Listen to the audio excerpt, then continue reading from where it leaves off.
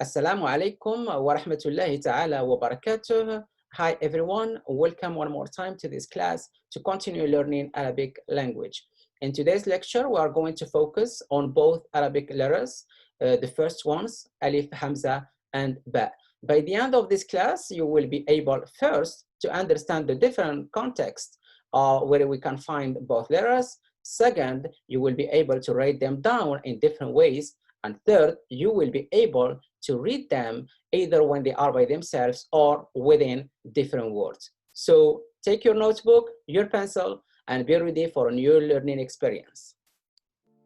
The first letter in Arabic is divided into two different shapes, Hamza and Alif. To write down the Hamza, we follow the order of the arrows. 1, 2, 3. One more time. 1, 2, and 3. For the Alif, it's a simple stick from top to down. The second letter is B. To write it down, we follow the order of the arrows from right to left. 1, 2, 3, and don't forget the number 4, which is the dot. You don't need to write down the dot like this way. It's only a question of calligraphy. You can just write down the regular dot. And this letter B, we can find it in 3 different positions: at the beginning, in the middle, or at the end. Number 1, 2, 3, 4, and don't forget the dots, number 5, 6, and 7. So we prepare the letter when we want to join it. Number 1, 2 at the beginning, we want to join it in the middle, number 3, and at the end, number 4. The Hamza, known as a glottal stop in English, is an Arabic consonant that can be found with tanween, which means nasal sound, which means double accents either on the letter or under it. So if we have double fatha, fatha is a dash that we can find on the letter. If we have double fatha, the sound produced would be an. If we have double kasra, and the kasra is the accent that you can find under the letter. If we have double kasra, the sound produced would be in. If we have double dhamma, the sound produced would be un.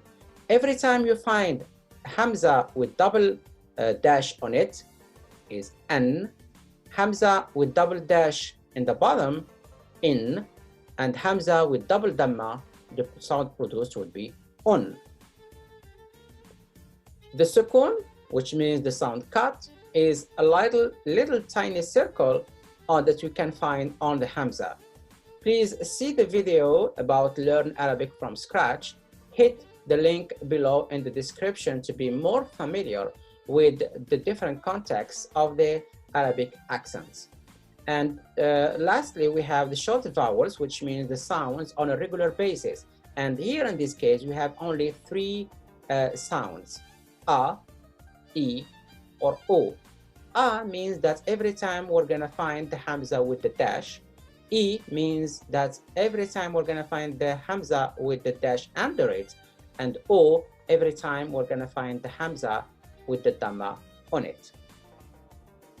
So the Hamza needs a supporting letter or chair, which may take many forms. But what are these forms? For the purpose of reading, it is better to ignore the chair Hamza is sitting on and concentrate on reading the vowel sound that the Hamza is supporting. The Alif, when not supporting the Hamza, is a weak letter that takes the sound of any vowel that may be on, under, or before it. In other words, the Alif offers its services to different consonants and different vowels. Sometimes the Alif is a silent letter. Now copy each row twice and practice reading the sounds.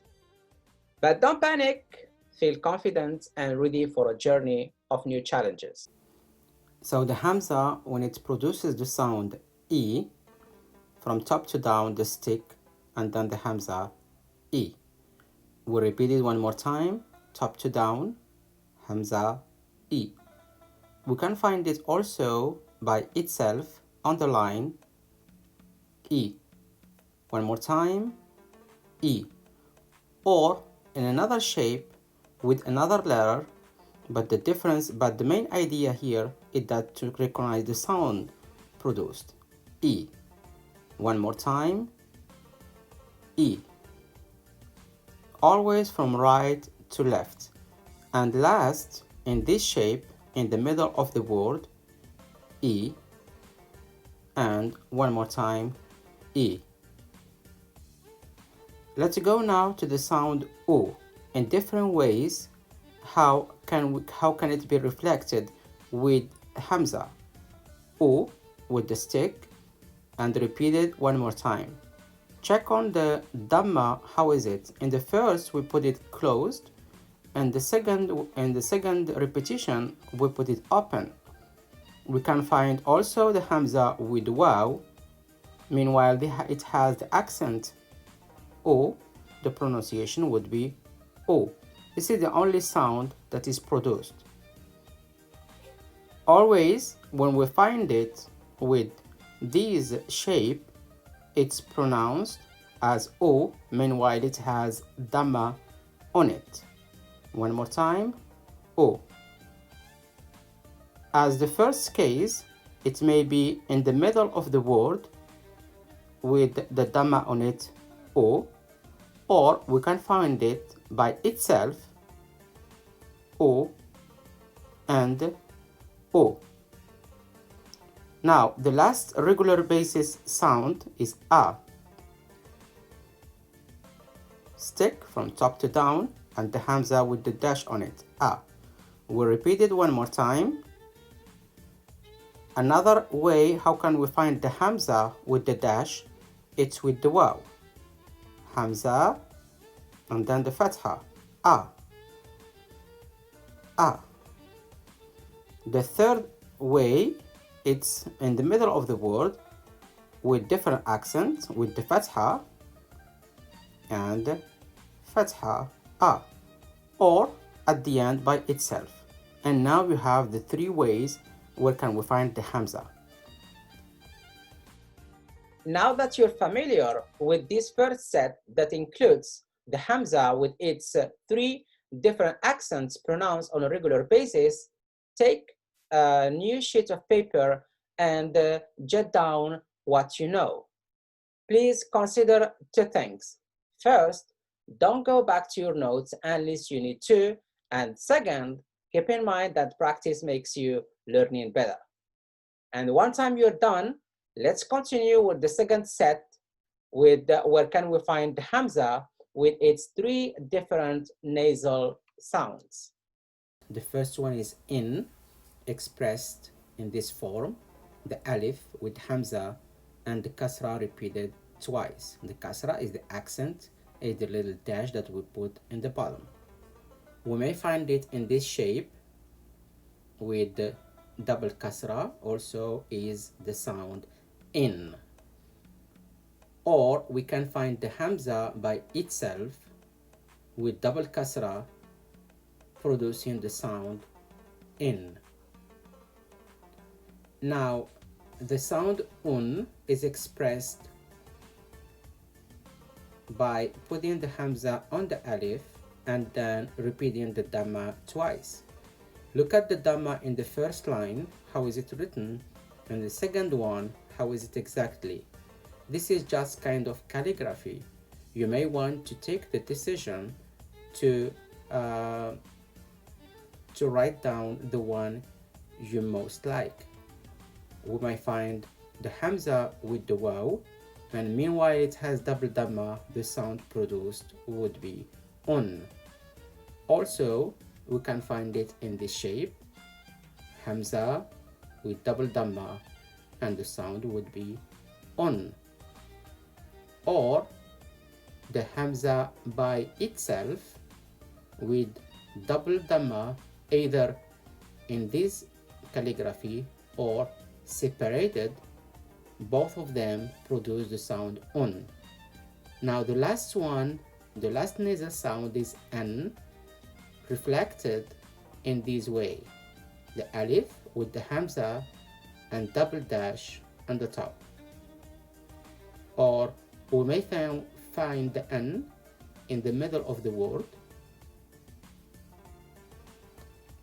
repeat it twice, and also in this shape with waw, Hamza, Alif, and double dash. The Alif here is only carrying the double fatha. Or we may find the Hamza by itself with the Alif and the double fatha. Also, the Alif here is carrying the fatha or by itself. And these are the three kind of nasal sounds with the Hamza. Now that you are familiar with the three different nasal sounds, n, in, un, turn the page and write down the different ways where you can find the Hamza with the three different nasal sounds. Don't go back to your notes. Take it as a self-assessment to compare your progress. One time you are done, now that you are ready, let's go with the next step. All the sounds are to be read nicely and smoothly. This chart is the summary of all the Arabic accents. So here, from right to left, I, U, A, in, un, an, I, U, A. The shadda, strong sound, when it is with kasra would be I, when it is with dhamma, U, when it is with fatha, A, and sukun means that the sound is cut, which means there is no vowel. One more time, whenever the dash is under the letter, the sound produced would be E, with the dhamma on it on the letter O, with the dash on the letter A, with the double dash in the bottom in, with the double dhamma either separated or joined un, with the double dash in the top an. This letter word comes after the kasra. The sound is lengthened. E, U, A. Then the strong sound expressed by the number 3 lying down in Arabic technical word is called shadda. So shadda with kasra E, shadda with dhamma U, shadda with fatha A, and sukun, the sound is cut. The letter B, to write it down, we follow the order of the arrows from right to left. 1, 2, 3, and 4. One more time. 1, 2, 3, and 4. Now the same letter could have 3 different positions: at the beginning, in the middle, at the end, following the order of the arrows. 1, 2, 3, 4, 5, 6, and 7. 1, 2, we prepare it to be joined to the, if it is at the middle, 3, and the same 1 joined to the B in the final position, 4, 5, 6, and 7. The dots can be written down in a regular ones. You don't need to copy paste the same shape. It's question only of calligraphy. Now copy each row 3 times and practice reading the sounds. In this case, we have the B with the kasra, so the pronunciation would be B. Next, the same letter, but with the dhamma on the top. The sound produced would be bo. The third case, we are dealing with the same letter B, but with the dash on the top. The sound produced would be ba. We repeat it 3 times, ba. Now we want to represent the same letter B in different shapes. We want it to get different positions with different sounds. So we follow the order from right to left. B, bo, ba. At the beginning, look how do we prepare the letter to be joined. In the middle, and at the end. B, bo, ba. Finally, we're going to join them together. We're going to join the three different shapes and the three different sounds as well. The pronunciation would be bi, bo, ba. Please don't forget to put the dots in the bottom. Bi, bo, ba. We'll repeat it 3 times. Bi, bo, ba.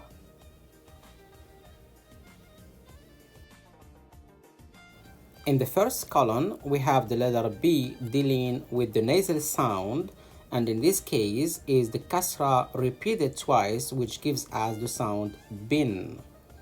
Next, the same letter but with the dhamma, which gives us the sound bun.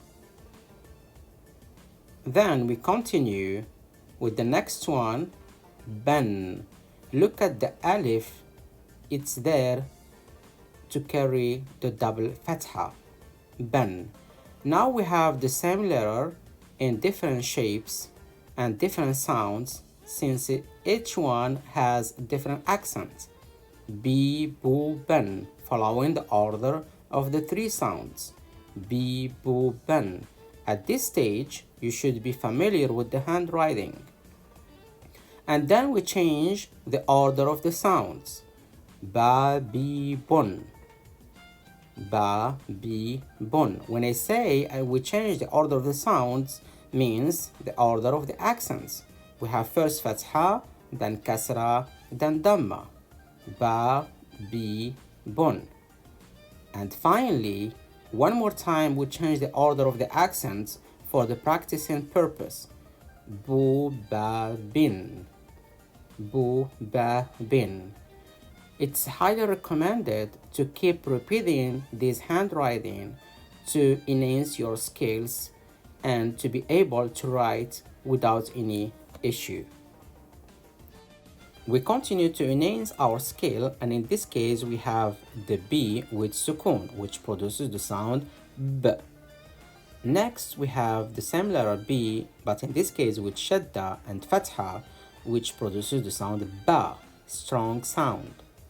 And then we have the B with kasra and joined to the ya. The ya is highlighted because it comes to make the previous sound lengthened. It doesn't have any accent on it. B, B, B. Next case is the same sound, just we have the only difference that we have the ya in different shapes, because that's how we do it when we want to prepare it to be joined to another letter that comes after. B repeated 3 times. And then the B letter with dhamma and the waw, which produces the sound boo, boo, and boo. All the 3 letters highlighted are there to make the previous sound lengthened. Here we have ba, ba, ba. Now the same 3 letters that we added to B before, we have them here but with accents, which means we're gonna pronounce them. Bow, bow, bow. The B with ya, so fatha plus sukun, bay, bay, bay. It's very important to repeat each one 3 times. Bay. And then the same ya, since we end in the syllable with ya, there is no letter coming after that. This is the shape that it takes. Bay, bay, bay. Now it would be easier for us to read from right to left following the order of the sound. A, bun, a, bun, abun, repeated 3 times. Next, my dad would be ba, ba, ba, ba, ba, ba. As you see here, each one is repeated 3 times. My father, abi, أبي أبي. You repeat 3 times each one. That would help you to enhance your skills. Then we have for a door, we say babun, babun, babun. Repeat it 3 times as well. And last one, my door, babi. Look what did we do at the end. We added ya, and the ya is always added when we want to make something ours or make anything ours. We add the ya. Hope that you feel yourself now at this stage more confident starting to learn Arabic from scratch. Please keep in mind that practicing with discipline will make you always to reach the highest results. So stay tuned by hitting that like button and subscribe to receive notifications whenever a new class is submitted. I will be waiting for you for next lecture, so don't miss. Thank you for watching this and ma'a as-salama.